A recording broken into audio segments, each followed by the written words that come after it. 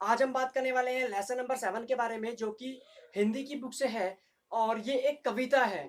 Basically ये एक कविता है और कविता के माध्यम से ये समझाने की कोशिश की गई है कि एक्चुअल में आज़ादी, हकीकत में आज़ादी क्या होती है। हम आज़ादी को क्या समझते हैं और आज़ादी का क्या मतलब होता है। कभी कभार आप ये अवश्य सोचते होंगे कि कितना अच्छा होता कि अगर आपको आपके तरीके से जीने की आज़ादी दे दी जाती, आपके ऊपर कोई प्रतिबंध नहीं होता, आपको स्वतंत्र छोड़ दिया जाता कोई भी काम को करने के लिए, आपके ऊपर कोई रोक टोक नहीं होती, आप जहां मर्जी जाना चाहें वहां जा सकते थे, आप जहां मर्जी घूमना चाहें वहां घूम सकते हो, आपके ऊपर किसी भी प्रकार का बंधन ना होता तो कितना अच्छा होता। अगर आपके साथ में इन सभी चीजों में कोई रोक टोक करता है तो आपको बुरा लगता होगा, कई बार आप गुस्सा भी हो जाते होंगे। आप सोचते होंगे कि मैं जहाँ घूमना चाहूँ, जहाँ जाना चाहूँ, जो इच्छा मेरी करती हो, वो मैं कर सकता होता तो कितना अच्छा होता। आप ये भी जानते होंगे कुछ पाने के लिए मेहनत आवश्यक है और कुछ बन जाने के लिए अनुशासन। यानी कि हम बिना किसी भी अनुशासन के हम कुछ अपने जीवन में कुछ सार्थक नहीं कर सकते हैं। हम अपने जीवन में कुछ बन नहीं सकते हैं। अगर हमने कोई अनुशासन नहीं बना रखा है, हम किसी अनुशासन को नहीं मानते हैं, तो जीवन में कुछ बन पाना, कुछ कर पाना असंभव है। किसी भी व्यक्ति के लिए आज़ादी के क्या मायने होते हैं, आज़ादी के संदर्भ में उसकी क्या जिज्ञासाएं होती हैं, वो क्या सोचता है आज़ादी के बारे में, इन्हीं सवालों से परिचित होने के लिए मलयालम के एक कवि बालचंद्रन चुल्लिकार्ड की कविता को आज हम समझने जा रहे हैं कि आज़ादी का क्या अर्थ होता है। इस कविता के अंदर दो पात्रों का जिक्र किया गया है जो आपसी बातचीत कर रहे हैं और एक और सवालों के जवाब एक पात्र पूछता है और दूसरा पात्र उस सवाल के जवाब को बताता है। यहाँ पर एक दर्जी है जिसका एक चेला उससे कुछ सवालों से अपने आप को समझने का प्रयास करता है कि आज़ादी क्या है। वो अपने उस गुरु से पूछना चाहता है कि आज़ादी का क्या अर्थ है। पहली पंक्ति में यहाँ पर कहता है कि उस्ताद जी आज़ादी क्या होती है, पूछा दर्जी से उसके शागिर्द ने। क्या वह चारागाह में उछल कूद मचाता नन्हा सा बछड़ा है, या सूरज में घोंसला बनाने को उड़ी जाती चिड़िया, या उत्तर दिशा में दौड़ती सीटी बजाती रेलगाड़ी, या अंधेरे में चलता मुसाफिर जिसकी कामना करता है वह लैंप पोस्ट, या निश्चित नींद को आज़ादी कहते हैं। इसके बाद वो कहता है या इस अनंत कपड़े शाश्वत रूप में गतिमान पहिए और कभी न रुकने वाली सुई से मेरी मुक्ति, क्या ये आज़ादी है। दर्जी ने जवाब दिया आज़ादी का मतलब है भूखे को खाना, प्यासे को पानी, ठंड से ठिठुरते हुए व्यक्ति को ऊनी कपड़ा और थके मादे को बिस्तर। आज़ादी कवि के लिए एक शब्द है, शिकारी के लिए एक तीर है, तन्हाई के मारे के लिए ये एक महफिल है और डरे हुए के लिए एक पनाह। आज़ादी यानी अज्ञानी को ज्ञान, ज्ञानी को कर्म, कर्मठ को बलिदान और बलिदानी को जीवन मिले तो वह आज़ादी है। फिर दर्जी कहता है पर जो कपड़े नहीं सिएगा, सपने भी नहीं देख सकेगा, सुई की चमकीली नोक पर टिकी है आज़ादी। आज़ादी वह फसल है जिसे बोने वाला ही काट सकता है, वह रोटी है जिसे मेहनती ही खा सकता है, वह कपड़ा है जिसे दर्जी ही पहन सकता है। और ये कहते हुए दर्जी अपने कपड़े वापस से सिलने लग गया। शागिर्द की उलझनें वापस सुलझ गई और वो फिर से सुई में धागा पिरोने लगा। इसके जो मूल लेखक हैं वो बालचंद्रन चुल्लिकार्ड हैं और इस कविता को हिंदी में लिखा गया है, यानी कि अनुवाद किया गया है असद जैदी ने। क्योंकि मलयालम में लिखी गई कविता है, इसको हिंदी में असद जैदी ने लिखा है। अब हम इसको किताब के अनुसार यानी कि बुक के अनुसार हम इसको समझ लेते हैं कि कवि अपनी इन पंक्तियों से क्या कहना चाहता है। हमने पढ़ा कि इस कविता में दर्जी से उसके शागिर्द ने पूछा कि आज़ादी क्या है या आज़ादी का क्या अर्थ है। और इस सवाल के साथ साथ शागिर्द ने अपनी ओर से कई सारे संदर्भ, कई सारे विचारों को उसके सामने रखा। वो जानना चाहता था कि आज़ादी क्या है। उसके अंदर एक जिज्ञासा थी जिससे वो जानना चाहता था जो उसके सामने जो चीज़ें हो रही हैं, क्या इनमें से कोई चीज़ आज़ादी है जिससे उसको भी आज़ादी मिल जाए। यहाँ पर शागिर्द का मतलब चेला है। तो यहाँ पर सबसे पहली पंक्ति में जैसे कि बात करता है कवि, कहता है कि चारागाह में नन्हे से बछड़े द्वारा उछल कूद मचाने, बेफिक्र होने और खुश रहने का अर्थ आज़ादी है क्या। दूसरा वो कहता है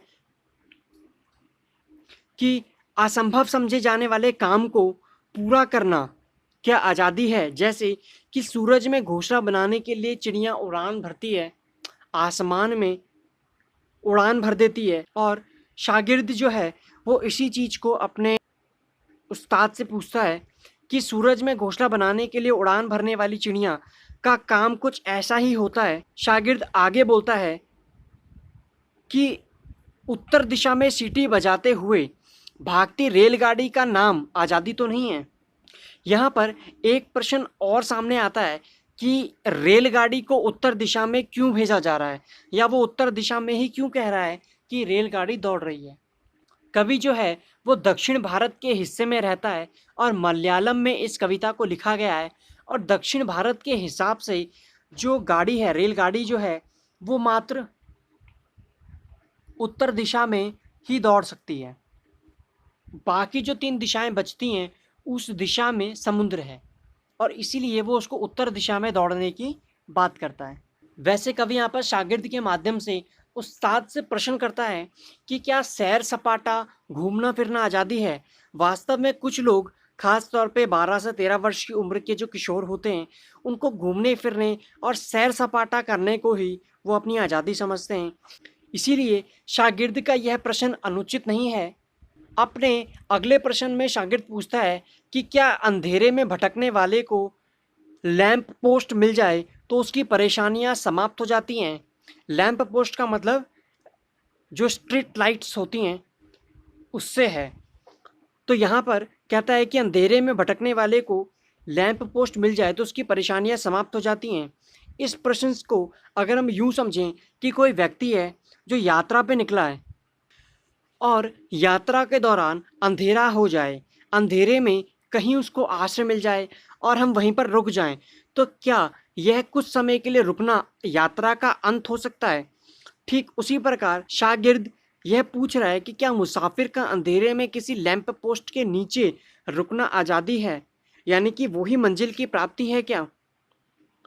आज़ादी के बारे में अपनी जिज्ञासा व्यक्त करते हुए वह पूछता है कि क्या निश्चिंत मतलब बेफिक्र होकर सो जाना आज़ादी का दूसरा नाम है।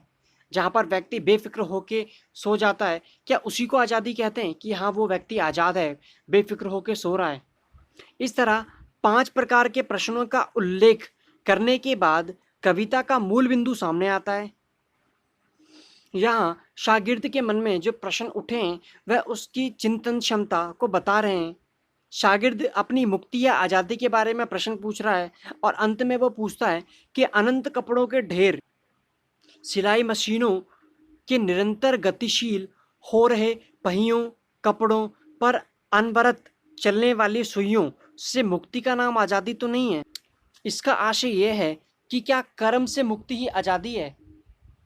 यहीं पर शागिर्द के सारे प्रश्न पूछ लिए जाते हैं और दर्जी इसको बहुत ध्यानपूर्वक सुनता है, और दर्जी के पास में बहुत गहरे अनुभव हैं और वो अपने उन अनुभवों के आधार पर बताता है कि अनिवार्य वस्तुओं की आवश्यकताओं की पूर्ति होना ही आज़ादी होती है। जैसे रोटी, कपड़ा और मकान, यानी कि भूखे को खाना मिलना, प्यासे को पानी मिलना और ठंड से पीड़ित व्यक्ति को राहत पहुंचाने वाले ऊनी कपड़े मिल जाना और थके मादे को बिस्तर मिलना ही आज़ादी है। इसके बाद शागिर्द से कहा कि आज़ादी एक अभिव्यक्ति है जिसका माध्यम शब्द है। क्या आप जानते हैं कि शब्द या अभिव्यक्ति की आज़ादी से क्या संबंध है। जो हमें उचित या अनुचित लगता है हम उसे सच्चाई से शब्दों में अभिव्यक्त ना कर पाएं तो हम स्वतंत्र नहीं हैं। इसीलिए हमारे समाज और हमारे देश में अभिव्यक्ति की स्वतंत्रता की बात बार बार कही जाती है और हमारा यह कर्तव्य है कि जो हमें ठीक लगे उसे ठीक कहना और जो समाज हित में ना हो उसे ठीक ना कहना। कई बार इसके लिए हमें साहस की आवश्यकता भी पड़ती है। शिकारी के लिए तीर के कमान आज़ादी का साधन है। शिकारी का तो अस्तित्व ही नहीं है यदि उसके पास में तीर ना हो तो। कवि यहाँ पर यह कहना चाहता है कि जीवन के लिए अनिवार्य साधन का होना आज़ादी है। अकेलेपन के कष्ट से मुक्ति होना, भय से मुक्त होना भी आज़ादी है। अगली पंक्ति में कवि ने ज्ञान, कर्म और बलिदान के कार्य कारण संबंधों को स्पष्ट किया है कि ज्ञान, कर्म और बलिदान, इन तीनों के समन्वय से जीवन को सुंदर बनाया जा सकता है और जीवन को स्वस्थ बनाया जा सकता है। अगर व्यक्ति के अंदर ज्ञान है और उस ज्ञान का उपयोग वो कर्म करने के लिए करता है और ज़रूरत पड़ने पर वो चीज़ों का बलिदान भी करता है तो जीवन उससे सुंदर बनाया जा सकता है। अज्ञानी के लिए ज्ञान प्राप्ति ही आज़ादी है। कहा भी जा सकता है कि ज्ञान जो होता है वो हमें मुक्त कराता है और मुक्त करने का जो आशय है वो यहाँ पर ये दिया गया है कि ज्ञान हमारे सोचने और विचार करने की क्षमता को विस्तार देता है।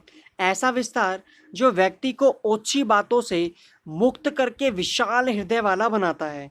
लेकिन ज्ञान जो है वो कभी निष्क्रिय नहीं बनता। ज्ञान को कर्म में बदलना भी जरूरी है। यदि हम ज्ञान को कर्म में नहीं बदलते हैं तो ज्ञान जो है वो निरर्थक हो जाता है, यानी कि वो एक ही व्यक्ति तक सीमित रहता है। उसका लाभ दूसरों को नहीं मिल पाता है। ज्ञान को कर्म में बदलने वाले को ही कर्मठ कहा जाता है। हम ये जानते हैं कि आज़ादी के लिए जो लोग लड़े थे उन्हें पहले ये ज्ञान हुआ था कि वो गुलाम हैं और उसके बाद उन्होंने ये सोचा कि उनको इस गुलामी से आज़ादी चाहिए और इसके बाद कई तरीके से त्याग और बलिदान दिया गया। किसी ने अपने घर बार छोड़ा, कोई जीवन भर जेल में यातना सहता रहा, कोई फांसी पर झूल गया। कर्मठ को बलिदान और त्याग ही आज़ादी प्रतीत होता है। जो ज्ञान, कर्म और त्याग को कवि ने अत्यधिक महत्व प्रदान किया है क्योंकि बलिदान करने वाले कभी मरते नहीं हैं और वो सदैव ही जीवित रहते हैं। वह दूसरों को जीवन देते हैं और उनके द्वारा निरंतर याद किए जाते हैं। तीसरे अंश में यहाँ पर दर्जी यानी कि उस्ताद ने आज़ादी को कर्म से जोड़ा। उसने कपड़े सीने का उल्लेख करते हुए कहा कि दर्जी का जो कर्म है वो कपड़े ही सीलना है। कर्मठ व्यक्ति ही सपने देख सकता है। कहने का उसका मतलब यह है कि जो परिश्रम करेगा, मेहनत करेगा, उसी के सपने पूरे होंगे। सुई की चमकदार नोक पर आज़ादी टिकी हुई है। इसका मतलब है कि कर्म करते रहने में ही आज़ादी है। जो कपड़े को सीलेगा यानी कि सिएगा, सुई चलती रहेगी यानी कि कर्म चलते रहेंगे। और दर्जी का कर्म क्या है? दर्जी का कर्म है कपड़ों को सीलना और जब तक वो कपड़ों को सील रहा है तब तक ही वो सपनों को देख सकता है और अपने सपनों को पूर्ण कर सकता है और जब तक वो अपने सपनों को पूर्ण कर सकता है तब तक ही वो आज़ाद है। तो यहाँ पर ये कहता है कि सुई चलती रहेगी यानी कर्म जारी रहेंगे तो आज़ादी बनी रहेगी। आज़ादी को बनाए रखने के लिए कर्म का सर्वाधिक महत्व है और इसीलिए यहाँ पर दर्जी ने आज़ादी को सुई के नोक से जोड़ दिया है। कभी कभी निरंतर काम करते हुए हम थक जाते हैं और सोचते हैं कि बस अब और नहीं, लेकिन आराम की स्थिति कुछ देर की स्थिति होती है। हम फिर काम में लग जाते हैं। कर्म को हमेशा के लिए नहीं छोड़ा जा सकता है। यही बात तो उस्ताद भी कह रहे हैं कि कर्म करना आज़ादी है। उस्ताद अपनी बातों ही बातों में ये भी कहना चाहते हैं कि आज़ादी को भोगने का अधिकार भी उसी व्यक्ति को है जो कर्म करता है। जो कर्म नहीं करता है उसको आज़ाद होने का कोई अधिकार नहीं है। बारिश, जाड़ा सहने के बाद किसान के खेत में फसल लहलहाती है, उस फसल को काटने का अधिकार केवल किसान को ही मिलना चाहिए। रोटी उसी को मिलती रहनी चाहिए जो उसके लिए मेहनत करता है। ऐसा ना हो कि मेहनत कोई और करे और उसके फल को कोई और खा जाए, यानी कि बोए कोई और काटे कोई और। श्रम का उचित फल उसी को मिलना चाहिए जिसने उस फसल को उगाने के लिए मेहनत की थी। कर्म ही आज़ादी है और परिश्रम का उचित फल प्राप्त होना ही आज़ादी कहलाया जाता है। परिश्रम मतलब मेहनत का उचित फल प्राप्त होना ही आज़ादी है। इस प्रकार आज़ादी का वास्तविक अर्थ उसके विविध संदर्भ और श्रम तथा कर्तव्य के साथ उसके संबंध को स्पष्ट करते हुए दर्जी फिर से कपड़े सिलने लग जाता है। यहाँ पर वो निरंतर कर्म करते रहने का संदेश देता है। अपनी बात को पूरी करने के बाद वो दोबारा से अपने कपड़ों को सिलने लग जाता है। उस्ताद का उत्तर सुनकर और उससे कर्मत देखकर उसकी समस्याओं का भी समाधान हो जाता है और वो दोबारा से अपने काम को पूरा करने का निर्णय ले लेता है और आज़ादी को जीवित रखने के लिए श्रम परम है, वो ये बात समझ जाता है और अपने कार्य को करना शुरू कर देता है। कविता का जो भाषा सौंदर्य है, कविता की भाषा बहुत सरल और सहज है और शब्द भी आसान और बोलचाल की भाषा में प्रयोग किए गए हैं।